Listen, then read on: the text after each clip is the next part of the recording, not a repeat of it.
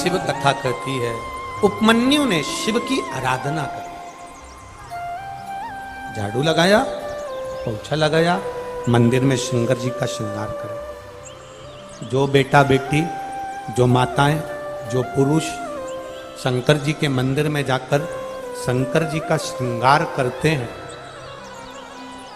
कभी अपने भीतर अहंकार मत लाना कि मैं शिव जी के मंदिर में जाकर शंकर जी का श्रृंगार करती हूं, बल्कि खुश होना कि इतनी बड़ी कॉलोनी में, इतने बड़े मोहल्ले में, इतने बड़े गांव में शंकर जी ने उनकी सेवा के लिए मुझे चुन कर रखा। ये प्रसन्नता।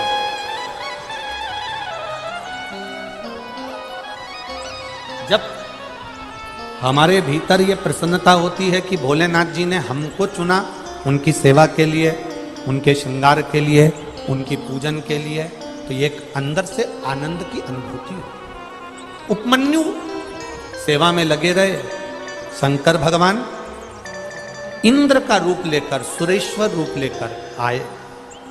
समझाया उपमन्यु को, मेरी पूजन करो, शंकर की पूजन बंद कर दो। शिव जी की पूजन को मना करा। जब शंकर भगवान की पूजन को मना करा और उसके बाद में शंकर जी की निंदा करना प्रारंभ करी, तब उपमन्यु को क्रोध आया। तब उपमन्यु को गुस्सा है। कई लोग ऐसे हैं, शंकर भगवान की अगर कोई निंदा करता है, शिव जी के लिए कोई शब्द कहता है, शंकर के कोई भक्त के लिए अगर कोई बोलता है, तो लोग उठकर कह देते हैं, तुमसे तो कुछ नहीं मांगा ना, तुमसे तो कहने नहीं आया ना, तो फिर क्यों निंदा कर रहे हो, क्यों बोल रहे हो। जाना है शंकर के मंदिर जाओ, लोटा भर के जल चढ़ाना हो तुम्हारी मर्जी, ना चढ़ाओ तुम्हारी मर्जी, शंकर का भजन करो तुम्हारी मर्जी, ओम नमः शिवाय बोलो तुम्हारी मर्जी। पंचाक्षर मंत्र है ओम नमः शिवाय। शिव महापुराण के मूल मंत्र के रूप में पंचाक्षर मंत्र दिया भोलेनाथ जी ने। तुम्हारा मन ओम नमः शिवाय बोलो, तुम्हारा मन नमः शिवाय बोलो, तुम्हारा मन श्री शिवाय नमस्तुभ्यम बोलो, तुम्हारा मन द्वादश अक्षर मंत्र ओम नमो भगवते वासुदेवाय बोलो, तुम्हारा मन राम बोलो, तुम्हारा मन कृष्ण बोलो, जो तुम्हारा मन पड़े तुम उसका भजन करो, पर अपने मुख से कभी निंदा मत करो। भजन से वैसे मंगल मंगलकारी शमशान वासी हमारा, शमशान वासी हमारा, ओ भोला सब दुख काटो हमारा, ओ भोला सब दुख काटो। एक बेटी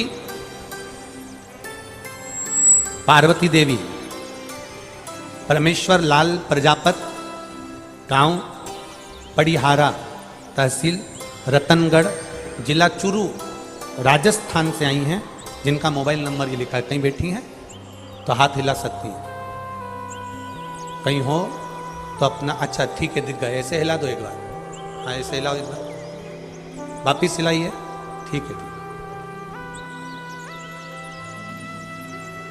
चैनल वाले दिखा लिबास को, उनको एक बार वापिस हाथ हिलाइए। पार्वती देवी परमेश्वर लाल प्रजापत, गांव पड़िहारा, तहसील रतनगढ़, जिला चूरू, राजस्थान से हैं। गुरुजी आज तीसरे पत्र लिख रही हूं, हमारे पत्र का नंबर ही नहीं आता। मैं 2-3 सालों से शिव महापुराण की कथा सुन रही हूं। मेरी पुत्री 3 साल से सरकारी नौकरी की तैयारी कर रही थी, लेकिन सिलेक्शन नहीं हो रहा था। मैं रोज मंदिर जाती हूं और मेरी पुत्री के लिए भी विनती करती। मैंने उसके लिए पशुपति व्रत भी करा। कुछ दिन बाद एसएससी परीक्षा का परिणाम आना था। मेरी बेटी ने उसकी एग्जाम की तैयारी करी। मैंने मेरी बेटी से कहा, शंकर भगवान पर एक बेलपत्र शहद का प्रयोग करो, जल चढ़ाओ, धतूरा चढ़ाओ, शिव जी को अर्पित करो। और फिर मेरी बेटी ने उस एसएससी परीक्षा की तैयारी करी, खूब मेहनत करी और बाबा के भरोसे रहकर मेरी बेटी मुझसे बोली भी, माँ बेलपत्र पर शहद लगाकर जाने से क्या होगा, पढ़ाई तो करना है ना। मैंने अपनी बेटी से कहा कि गुरुजी कहते हैं पढ़ो, दिल लगाकर पढ़ो, मेहनत करो, परिश्रम करो, पर आखिरी में शंकर भगवान पर भी भरोसा कर कर जाओ। मेरी बेटी एग्जाम देने के लिए गई और 15 अंक उस एग्जाम में अनिवार्य थे, पर मेरी बेटी का 14 अंक आया, 15 अंक नहीं आया। गुरुदेव, मेरी बेटी बहुत रोई, मेरे गले लगकर रोई और कहने लगी आज के बाद मैं शंकर जी के मंदिर नहीं जाऊंगी, जल नहीं चढ़ाऊंगी। मैंने मेरी बेटी से कहा कोई बात नहीं, अगली बार परीक्षा की तैयारी करो। मेरी पुत्री बोली अगली बार क्यों, तुम तो कहती हो कि शंकर जी सब देते हैं। तब आपने कहा था कि शंकर भगवान सब देते हैं, तू मेहनत कर और शिव जी पर आश्रित होकर जा। तो फिर शंकर भगवान ने मेरी मेहनत का फल मुझे क्यों नहीं दिया, अब मैं मंदिर नहीं जाऊंगा।